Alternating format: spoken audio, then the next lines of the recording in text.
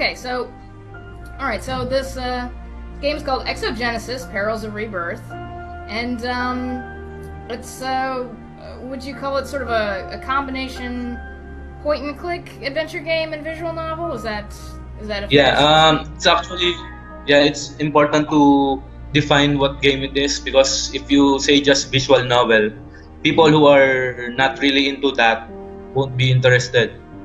Kind of like how Ace Attorney isn't really that, you don't really call Ace Attorney a visual novel, but visual novel people understand that it's a visual novel.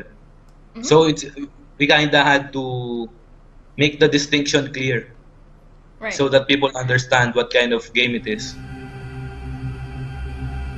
Okay, so, start off with a bang here. I hope you don't mind, I have the text speed up to full, so it'll, you know, Yeah. progress a Display little the quicker. text. Okay. So the thing that struck me right off the bat about this game is that the care that's gone into the background art and the animation and stuff is pretty intricate. So, how did you go about assembling a team, I guess, to get this much detail in the very limited Ren'Py engine? I think most people think it's limited, and then you see something like this, and it's like a lot of stuff is going on here. So how did you go about assembling, you know, the right artists and programmers and stuff like that to make this game look like this? With the decision of choosing Ren'Py, it's really more of out of necessity, because Ren'Py is a lot easier to pick up as an engine compared to other engines. So since we didn't really have a budget for a senior programmer or anyone with a lot of experience, Ren'Py was a perfect fit for us. And then with the art, there's really a lot of great artists online. It's just, I think they're mostly freelance people, but you can find some who are really dedicated, who can really put all their effort in one project. It took a long time actually to find some of those people. I mean, the two we have now. Maybe 2 months or 3.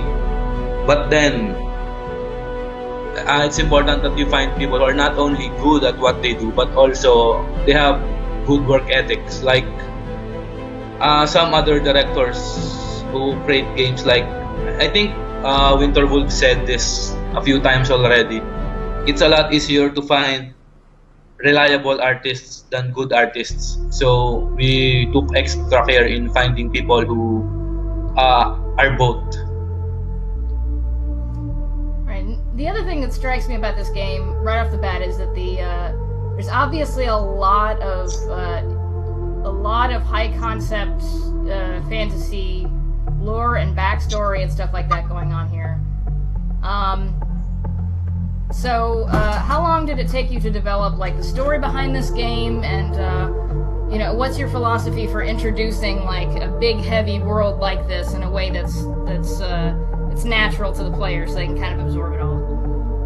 The story's been actually around since like 2012.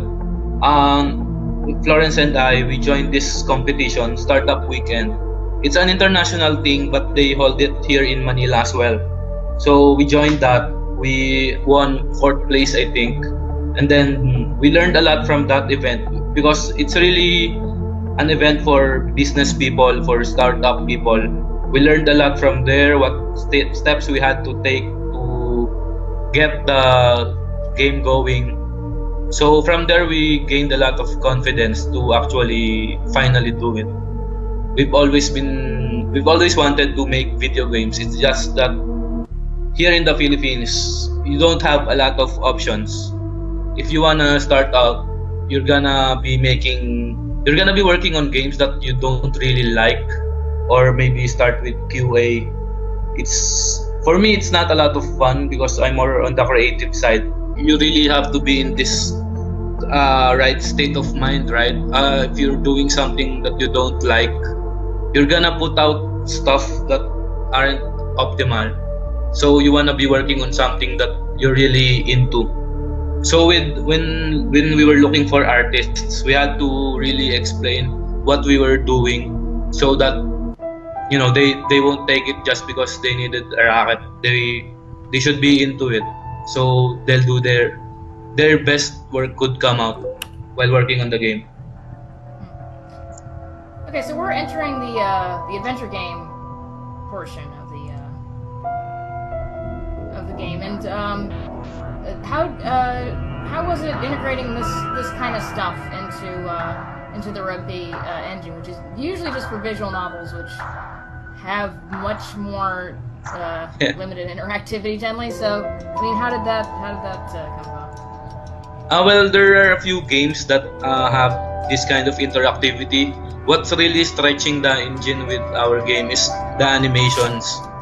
That's why some people would experience it crashing when they minimize the game. But otherwise, the engine is quite capable of doing all these things. And since Python keeps on updating the engine anyway, the performance gets better over time. I think very recently he released an update that optimized the use of memory, and that really reduced a lot of crashes for us. So the only limitation really of Ren'Py is that a lot of people are asking us to put the game on Vita or 3DS, which would be possible if we ported to Unity.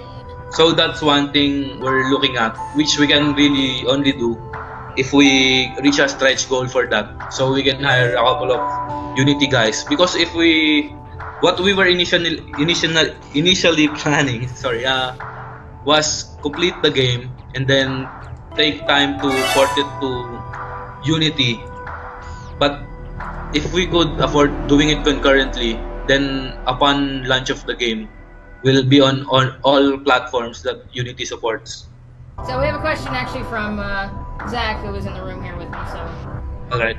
Hey, so you're doing a post-apocalyptic thing here, and my question is, like, what were your chief visual inspirations for this, and what pitfalls did you try to avoid? Because there's a lot of post-apocalyptic stuff out there, especially in video games. I'm sure you wanted to avoid looking exactly like everything else that's out there. Like, how did you approach that, and what were your chief inspirations artistically? That would be Grave of the Fireflies by Hayao Miyazaki. It's not really a post-apocalyptic movie, but a lot of the scenery there is dark. It's got the right mood for the game, and we have a bunch of animations that we're not really copied, but we kind of got the idea from that movie, like the birds, the light going through the birds and casting a shadow, that kind of stuff. So actually, not just that movie. Basically, all Studio Ghibli films have been very inspirational to us. With the characters, our character artist is a big fan of Tales, the Tales series.